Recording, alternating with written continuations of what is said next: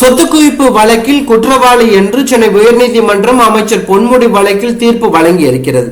இந்நிலையில் தீர்ப்பு வந்த உடனேயே பொன்முடியின் எம்எல்ஏ பதவி பறிபோனதால் அமைச்சராக நீடிக்க முடியாது. இதனால் நேற்று அவரின் காரில் இருந்து தேசிய கொடி அகற்றப்பட்டு விட்டது. அவர் விரைவில் தனது அமைச்சர் பதவியை ராஜினாமா செய்ய உள்ளதாக தகவல் வெளியாகியுள்ளது. அவருக்கு இருக்கும் ஒரே வாய்ப்பு உச்சநீதிமன்றத்தை அணுகி இந்த தீர்ப்புக்கு இடைக்கால தடை வாங்குவது மட்டுமே உரிமையாக உள்ளது. இதனிடையில் அவருடைய அமைச்சர் பதவி காலியாவதை அடுத்து அமைச்சரவை மாற்றம் செய்யப்பட கூட வாய்ப்புள்ளதாக தகவல் வெளியாகி தற்போது திமுகவினர் மத்தியில் பெரும் அதிர்ச்சியையும் பரபரப்பையும் ஏற்படுத்தி உள்ளது.